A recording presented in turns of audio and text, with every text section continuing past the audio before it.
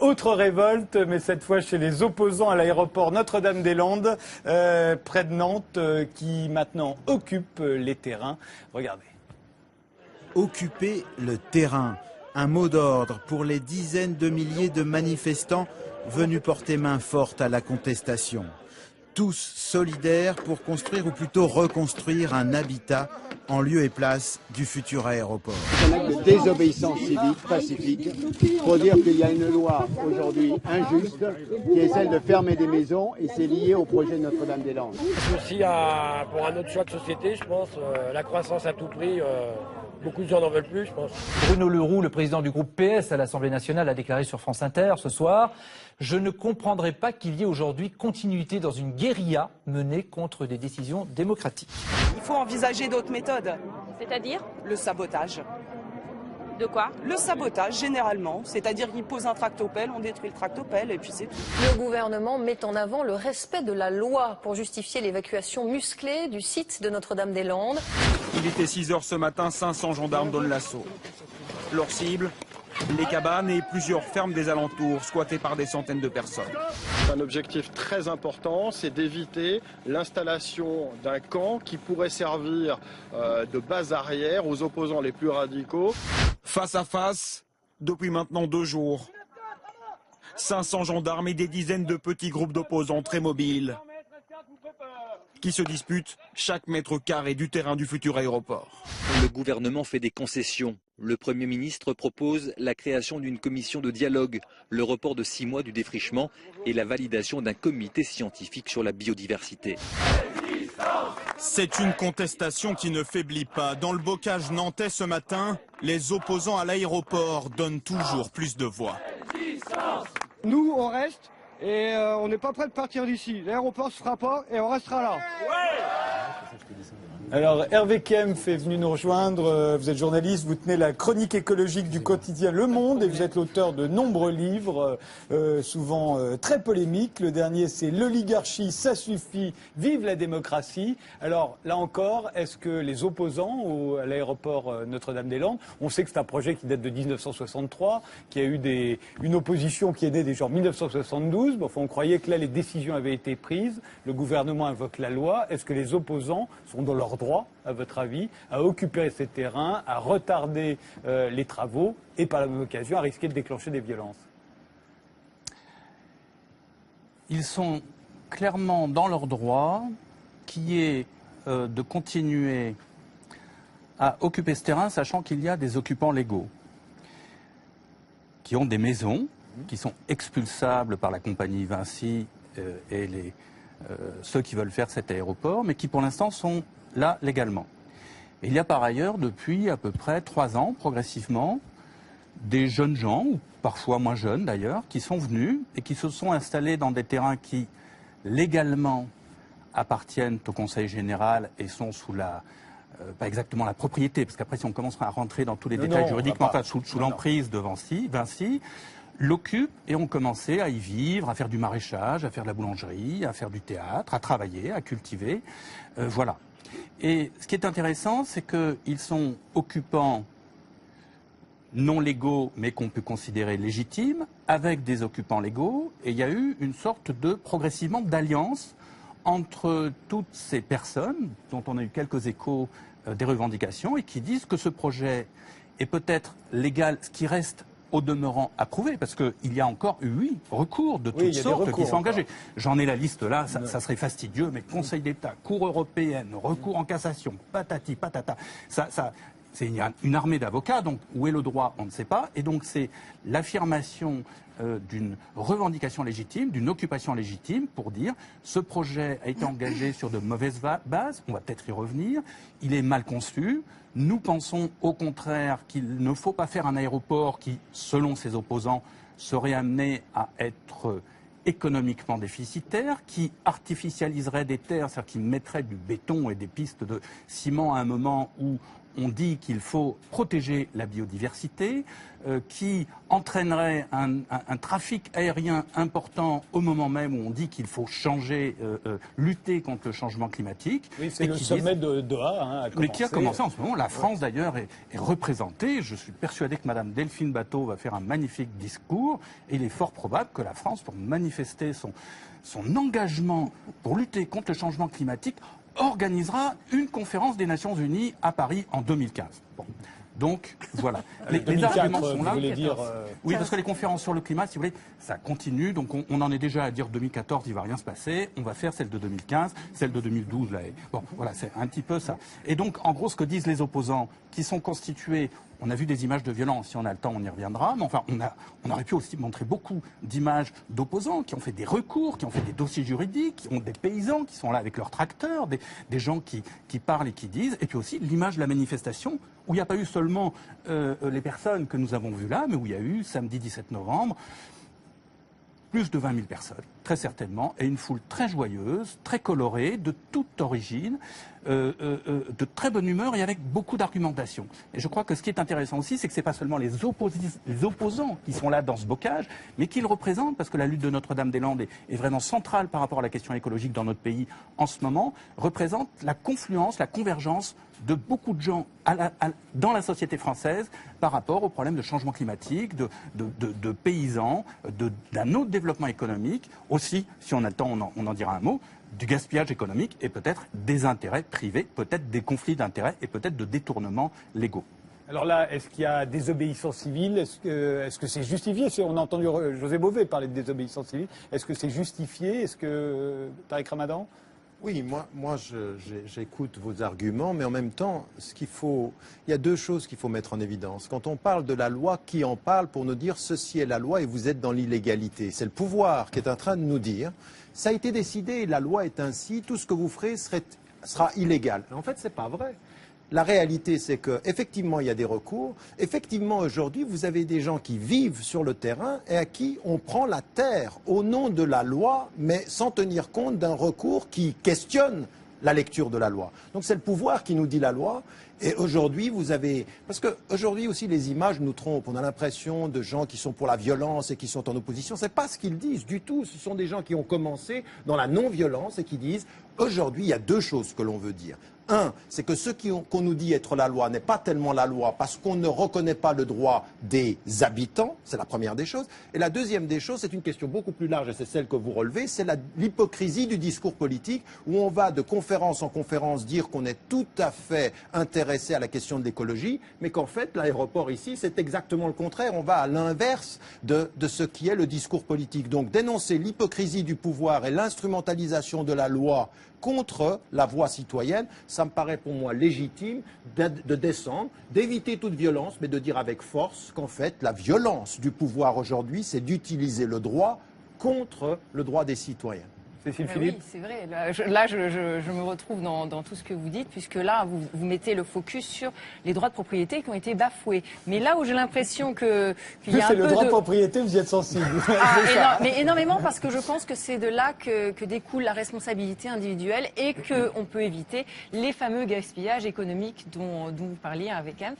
Parce qu'effectivement, quand on regarde ce qui s'est passé dans cette affaire, ça fait longtemps que les principaux propriétaires ont été expropriés. D'ailleurs, il y a un tribunal de grande instance qui vient de rendre un jugement en disant que le prix d'indemnisation avait été largement sous-estimé, parce qu'effectivement, il avait été évalué au prix déjà dévalué du fait des nuisances d'un possible aéroport. Donc, ils ont réévalué le montant des indemnisations. Et effectivement, je trouve aussi choquant que quand un acteur privé se dit intéressé au développement d'un projet, eh bien, il puisse utiliser la force publique contre les propriétaires locaux, puisque normalement, ce qui devrait se faire, c'est de la négociation avec tous les propriétaires, tous les résidents, pour savoir si le projet économique est viable. Parce que sinon, vous arrivez à des coûts qui sont bien largement inférieurs à ce qui serait légitime de payer pour développer ce type de projet. Sachant que l'aéroport actuel peut tout à fait encore Si je vous ai bien compris, vous satisfaire. défendez, vous êtes contre ces expropriations,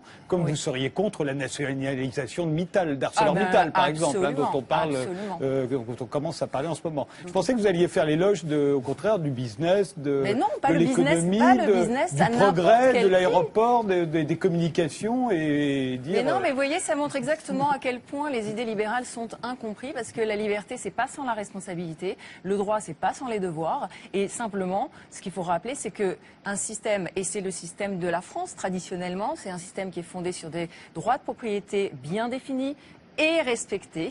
Et là, dans ce genre de grands projets publics, vous voyez, on arrive vite à l'utilitarisme. Oui, mais ça va avoir plein de retombées positives, etc. Mais comment on les calcule? Parce que ce projet, c'est quand même une grande gabegie financière. C'est les estimations, c'est déjà 600 millions d'euros, mais on oublie de tous les investissements annexes qui seront l'aménagement du territoire, le tram-train qui est déjà à 100 millions. Mais vous avez vu l'état des finances publiques en France? On a un aéroport Nantes-Atlantique qui fonctionne encore, qui a 3 millions et quelques de passagers. Enfin, il y a des aéroports du même type qui sont déjà à 7 voire 15 millions de passagers par jour. Et nous, on est déjà en train de parler d'un projet qui serait plus grand que CDG, que le Charles de Gaulle. Enfin, vous voyez, on est dans un monde particulièrement curieux qui se dit qu'on a des ressources qu'on n'a plus, justement. Les déficits sont vraiment là. Et donc, il faudrait peut-être commencer à en avoir conscience. Henri Pénard-Ruiz. Oui, moi, je trouve que les manifestants hostiles à cet aéroport ont doublement raison.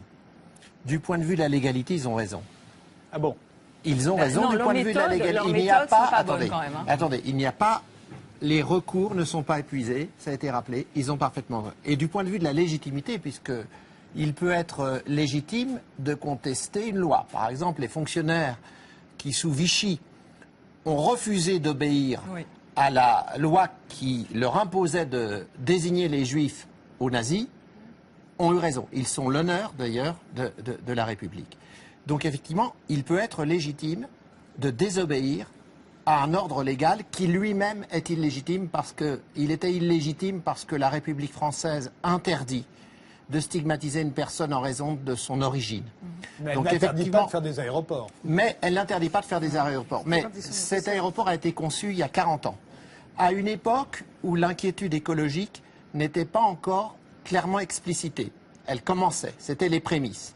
Aujourd'hui, il faut s'interroger sur ces projets pharaoniques qui sont attentatoires aux terres agricoles, au droit des êtres humains de travailler dans le bocage nantais. On sait aussi que l'idée d'une économie de proximité reprend du service, parce qu'aujourd'hui on a une France où les stocks sillonnent les routes françaises sur des poids lourds. Donc effectivement, le temps est venu de mettre en dialectique, d'une part, une économie sociale au service du peuple, une écologie véritablement redéfinissant les règles de l'économie, avec une prévision, avec un souci de responsabilité à l'égard de la nature. La nature n'est pas réductible à un ensemble de ressources qu'on va piller indéfiniment. Il y a une limitation des forces naturelles. Donc la nature, c'est notre séjour, c'est notre demeure. Il faut donc effectivement préserver la nature parce que nous avons aussi des responsabilités à l'égard des générations futures. Donc il y a une autre chose que je voudrais dire, c'est que le mode d'élaboration des décisions met en cause le système politique aujourd'hui. Il faut passer à une 6e République aussi, pour faire en sorte que le peuple puisse dire son mot, qu'il ne soit pas écarté. Pour ma part, les 3 aspects de l'écologie, du socialisme et de la République sont intimement mêlés. Et sur ce plan, les résistants contre l'aéroport de Notre-Dame-des-Landes ont pleinement raison. Mais alors, si je vous entends bien, et vous êtes le plusieurs à le dire, les résistants ont pleinement raison, ils sont dans leurs droits et leur résistance est légitime. Mais alors, quand on entend tout ce que l'on nous dit sur l'urgence écologique que vous invoquez, et on nous le dit depuis un certain nombre d'années, on va nous le redire en ce moment au sommet de Doha, si on réécoute tout ce qu'on nous a dit, à ce moment-là, toutes les résistances sont justifiées. Écoutez, petit florilège de tout ce qu'on nous dit sur l'urgence écologique depuis quelques années, et on s'attend à ce que tout le monde se mette à résister partout contre tous les aéroports du monde. Écoutez. Notre maison brûle. Et nous regardons ailleurs. L'ancien vice-président des États-Unis déclenche le compte à rebours d'un désastre annoncé, terrifiant. Our C'est notre survie qui est en jeu. Le trou dans la couche d'ozone n'a jamais été aussi vaste qu'actuellement au-dessus de l'Antarctique. Soit on croit que le changement climatique est une catastrophe qui s'abat sur le monde et on agit maintenant. Soit on n'y croit pas et on prend la responsabilité de contredire la quasi-totalité des experts mondiaux sur le sujet. Les maisons construites sur le littoral ne résisteront pas longtemps aux tempêtes. Quant aux fleuves, en débordant, ils inonderont des villes entières. Même la capitale ne sera pas à l'abri de la catastrophe. Si nous, ici, à Cancun, nous rejetons le protocole de Kyoto, alors nous serons responsables d'un écocide, ce qui est l'équivalent d'un génocide, car nous allons porter atteinte à la survie de l'humanité. À chaque fois, on vous parle d'urgence, mais cette fois, tous les clignotants sont au rouge. Une nouvelle étude prévoit en effet une hausse de 4 degrés à la surface du globe dans moins de 50 ans. Les conséquences seraient désastreuses. La réalité, c'est que, alors qu'il faudrait que les émissions des gaz à effet de serre commencent à diminuer très rapidement, elles n'ont jamais augmenté aussi rapidement qu'au cours des 10 dernières années. Alors, une fois qu'on a entendu tout ça, on est justifié à bloquer tous les aéroports du monde, y compris Charles de Gaulle et tous ceux qui fonctionnent, à empêcher les trains de partir. C'est la situation d'urgence, Bruno Gassio. On est justifié à le faire lorsque ça aide l'ensemble. Et visiblement, à moins que tous les scientifiques se gourent tout le temps, sauf Claude Allègre, évidemment, il faudrait évidemment faire quelque chose. Donc ceux qui font quelque chose pour Notre-Dame-des-Landes, on doit les soutenir. Je ne connais pas du tout le dossier. Je sais qu'il traîne depuis très longtemps. Vous n'iriez pas jusqu'à soutenir tous ceux qui bloqueraient les centrales bien nucléaires, sûr que si. tous ceux qui feraient sauter les usines, etc., Oui, bien sûr. Je serais prêt à soutenir des gens qui même feraient des actions extrêmement radicales. Vous faites rire, monsieur Gassio. Vous êtes prêt à revenir à la chandelle ou quoi? Enfin, vous en êtes encore à ces arguments. Non, parce que c'est la vérité. Non, c'est la vérité. C'est en 1968 qu'on disait c'est le nucléaire ou la bougie. On a les deux. Mais si vous On a et le nucléaire et la barbarie. Vous voulez pas d'énergie nucléaire, vous voulez quoi? Vous voulez plus, vous voulez bois, vous voulez le charbon? Quand est-ce que j'ai dit ça? Non, mais c'est ce que vous venez de dire. Attendez, laissez-le terminer. Laissez-le terminer. Enfin, je dis, quand c'est justifié que ça va aider l'ensemble, on peut faire des actions même extrêmement radicales. Parce que c'est l'ensemble de la planète. Donc on peut dire à nos politiques, soutenez-nous, au lieu d'être contre nous. Soutenez-nous. Il y a des partis pour ça qui s'appellent les partis écologiques. Nous, on a un parti en France qui s'appelle Europe Écologie Les Verts, qui est au gouvernement et dont les dirigeants sont à Notre-Dame-des-Landes. Ce que je ne comprends pas, c'est qu'on vit dans une énorme confusion où, effectivement, la planète brûle. Ouais. On voit bien que ça part un peu en sucette partout.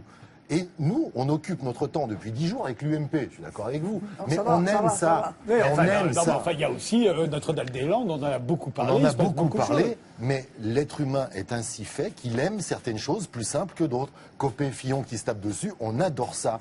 Pendant ce temps-là, la planète qui brûle, Al Gore, le film qu'on a vu d'Al Gore, Al Gore dans son film a une phrase terrible quand on l'interviewe, il dit « J'étais vice-président des États-Unis d'Amérique, donc je pensais pouvoir faire quelque chose. Je n'ai rien pu faire contre les lobbies. » Vous pensez bien que nous, ici, à Notre-Dame-des-Landes, ils ne vont pas y arriver non plus. Hein. Alors, Henri Pénarruet, juste parce que je voudrais savoir, je disais, est-ce que tout ce discours et le fait que même le président des États-Unis ou le vice-président ne peut rien faire, est-ce que ça justifie de s'attaquer au lobby? Est-ce que l'urgence écologique est à ce point qu'elle justifie toutes les résistances, y compris les plus violentes? Non, mais attendez, on ne peut pas passer à la limite dans une vision apocalyptique où on dirait il faut aucun aéroport, aucune autoroute, etc. C'est un peu ce qu'ils disent quand même. Non, ils ne disent pas ça. Ils disent que dans le cas particulier de l'aéroport de Notre-Dame-des-Landes... Non, je parlais de nos dirigeants, je ne parlais pas des opposants. Non, mais revenons au cas précis. Moi, je voudrais prendre le seul argument qui est objecté, qui est qu'en période de chômage, ça va créer des emplois. À ceci, il faut répliquer une chose quand même très importante, c'est que n'importe quel emploi ne doit pas être créé. Ce qu'il faut créer, ce sont des emplois qui sont écologiquement maîtrisés, socialement maîtrisés. Et si notre gouvernement veut véritablement lutter contre le chômage et créer des emplois, il n'a qu'à commencer par faire la loi anti-licenciement boursier que François Hollande avait prévue et qu'on attend toujours.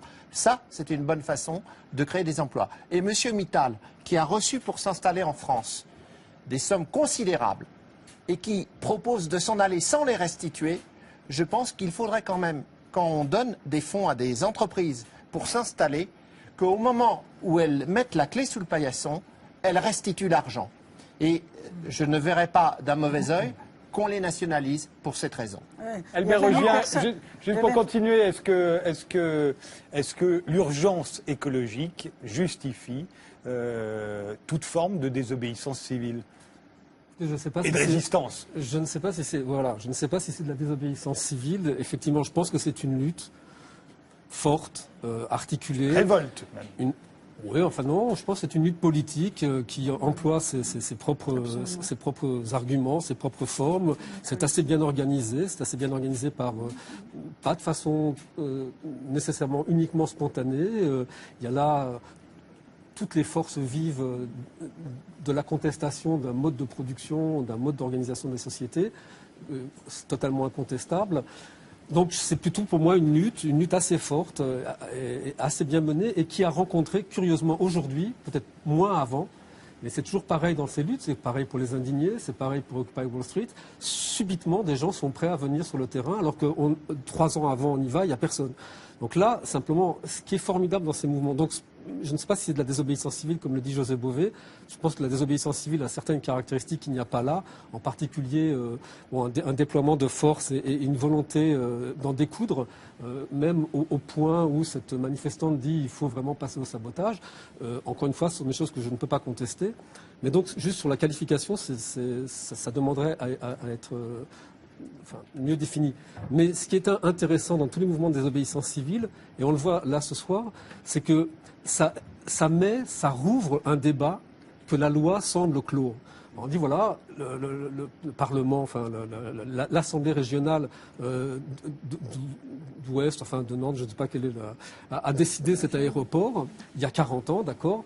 Il n'y a pas eu d'opposition trop. On dit bon, c'est un acte démocratique, et ça aussi, on ne peut pas dire c'est le pouvoir qui vient. Disons, c'est une assemblée régionale qui décide pour son développement à une époque où la décentralisation amenait les régions à vouloir avoir des projets pour elles-mêmes et pour couvrir le bassin d'emploi. On va dire, une assemblée régionale élue démocratiquement peut prendre cette décision et contre la propriété privée de certains habitants, faire des réquisitions, des expropriations. C'est comme ça qu'on a fait le TGV, c'est comme ça qu'on fait des choses qui servent à la nation en général. Alors évidemment, aujourd'hui, probablement, le thème de la nation est un peu récessif, pas de la nation, mais du bien-être collectif de gens qui habitent sur un même territoire. Donc, c'est quelque chose on s'aperçoit que c'est pas l'objet du débat. Et ce que j'aime bien dans ces mouvements-là, qui ont une revendication forte, qui en plus rencontrent l'adhésion d'une grande population, et c'est ça qui donne sa légitimité au mouvement, c'est le fait qu'il n'y a pas d'opposition vraiment forte. C'est que le fait de dire on est là et on veut rester, ne rencontre pas d'opposition, ça permet de rouvrir quelque chose, un débat public, de remettre sur la table quelque chose que la loi avait arrêté. Comme à l'UMP, au fond. Oui, moi je pense que j'entends tout ce qui est dit, qui est très beau, c'est des grands principes, c'est magnifique, on devrait tous y adhérer. Mais moi je me demande si en définitive, dans cette affaire, c'est pas une affaire purement politique pour mettre le Premier ministre PS en difficulté par rapport à Europe Écologie Les Verts. Vous savez, on peut habiller de tout un tas de grands principes des réalités. Moi je ne sais pas, je ne fais pas partie de cette famille politique-là. Je n'en sais rien, mais enfin, je pense que ça serait bien de se poser la question. Non, mais à ça, il y a d'accord avec vous. Est-ce que je peux juste dire... Et celui-là me paraît intéressant. Non, alors on peut dire un petit mot. Si on demandait aux gens qui sont sur place, les gens qui ont créé leur communauté et qui ont été évincés, ce qu'ils pensent de la présence des députés écologiques sur place, on aurait un autre discours. C'est qu'ils ne sont pas très très d'accord avec cette représentation médiatique des gens qui viennent pour les caméras, pour déboulonner une maison et qui repartent le lendemain. Donc si on leur demandait, on verrait qu'il y a quand même un mouvement qui est beaucoup plus profond que celui-là.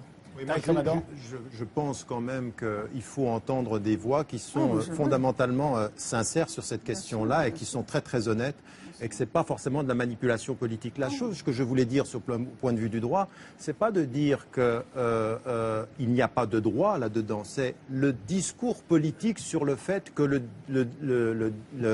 cadre légal est clos. C'est ça qui me paraît être le plus important. Et ça, c'est pas vrai, parce qu'il y est encore en discussion et qu'il y a encore des choses à régler. La deuxième des choses que je voulais mettre en évidence, c'est qu'on nous pose la question, est-ce qu'il est légitime de résister? À partir d'un certain moment, moi, ce que j'entends des gens qui sont dans la rue, des citoyens, et c'est ce que vous avez mis en évidence aussi, c'est de mettre quand même en évidence tout le discours des politiques est quand même assez hypocrite. De nous dire c'est une priorité de l'époque, mais finalement les décisions qui sont prises sur le terrain ne tiennent absolument pas compte de ces priorités. Et la voix des citoyens n'est pas entendue. Quand la voix des citoyens n'est pas entendue sur le plan légal, vous faites comment? Eh bien, vous manifestez, vous prenez des décisions qui sont à l'opposé de ce qu'on nous dit être la loi pour dire qu'on questionne deux choses. Et une de ces choses-là, c'est l'hypocrisie des politiques. Moi, entendre aujourd'hui le discours de Gore ou le discours de Nicolas Sarkozy nous faire comprendre que finalement l'environnement est l'une de leurs priorités, je ne l'ai pas vu. Je ne l'ai pas vu pendant 5 ans de sa présidence. Non, mais encore une fois, Hervé Kempf va le dire, les gens qui sont sur place, les gens qui sont sur place ne se préoccupent pas de ça. Ils ont d'autres ambitions, d'autres impératifs et d'autres aspirations. Peut-être c'est ça que je vais dire, parce que y a un décalage énorme, et d'ailleurs qu'on retrouve là dans l'ordre de la discussion que vous avez eue. C'est-à-dire que les gens qui sont là, qui sont des citoyens, ils sont différents, mais c'est des citoyens, c'est pas des occupants ou des résistants, c'est des citoyens qui prennent en charge au sérieux la question du climat, la question de la crise écologique, la question de l'équilibre économique, la question de l'emploi paysan ou autre. Voilà, ils prennent en compte toutes ces questions. Et ils se mettent en œuvre par différents moyens. Si on avait le temps, on dirait que la violence, après tout, il y a des provocations policières. Ça a été avéré samedi où il y avait des gendarmes, 10 gendarmes qui étaient déguisés en black bloc derrière une barricade et à un moment ils sont sortis. Il y a un autre cas de provocation qui est à l'étude, donc les violences, voyons. Il y avait par ailleurs l'autre jour des jeunes manifestants qui sont venus presque nus en caleçon dans une séquence qu'on retrouve en vidéo qui est merveilleuse, très belle, où ils sont devant des gendarmes. Et parce que c'est un acte non violent. Et ils viennent nus et ils disent « voilà ce que nous faisons. Nous ne sommes pas armés, nous voulons dire quelque chose d'important ». Donc la violence, c'est plus compliqué que les images qu'on veut montrer. Mais le fond du truc, c'est que c'est ce décalage énorme entre la gravité de la crise écologique et de ce que nous vivons, l'apparent discours politique qui en pratique ne fait rien, et donc les gens le prennent en charge. Et ils le prennent en charge non seulement à Notre-Dame-des-Landes et en France, mais au Québec, les étudiants récemment, au Chili l'année dernière, en Égypte, même si c'est très compliqué dans beaucoup d'endroits du monde, au Bangladesh, il y a quelques semaines, il y a une bagarre très forte contre un projet de mine de charbon à ciel ouvert. On pourrait trouver des luttes populaires partout dans le monde, et ça veut dire quoi? Ça veut dire que, eh bien, les gens prennent en charge, parce qu'ils les prennent au sérieux, ces questions. Alors que, et là, j'ai peut-être loupé un épisode, mais la discussion que j'ai entendue avant sur l'UMP, moi ce qui me frappait, c'est qu'il n'y avait aucune idée. Alors que là, en 5 minutes, tout de suite, je crois qu'on a tous dit des choses à peu près intelligentes, intéressantes, alors qu'avant c'était non. Mais je m'en fiche, Madame Boutin, de l'UMP, parce que l'UMP est ailleurs. Bon, alors je ne parle pas de l'UMP, d'ailleurs, elle est en train de disparaître d'elle-même. Juste un dernier mot. Après, juste un dernier mot, c'est qu'après, il y a un problème d'articulation avec le pouvoir politique au sens de l'institution. Et ça, vous avez évoqué, par exemple, des députés écologistes, comment se fait l'institution. Et par exemple, au Chili, le problème du Chili, il y a eu un mouvement extraordinaire qui est parti sur une base écologique de protestation contre un projet de barrage en Patagonie, qui s'est articulé sur un mouvement étudiant extrêmement puissant. Je ne vous fais pas le détail. Et le problème, 100 000 personnes dans les rues à Santiago du Chili, on n'a jamais vu ces manifestations-là depuis 1973, des policiers, etc. Et ça ne passait pas parce que le système chilien est bloqué. Et donc, là, il y a une question politique qui se pose, c'est ce qui se passe met en évidence le décalage complet entre la superstructure politique et ce que dit le peuple et ce que disent les citoyens, bien ou mal, mais ils le disent. Mais il nous faut quand même trouver le moyen d'articuler pour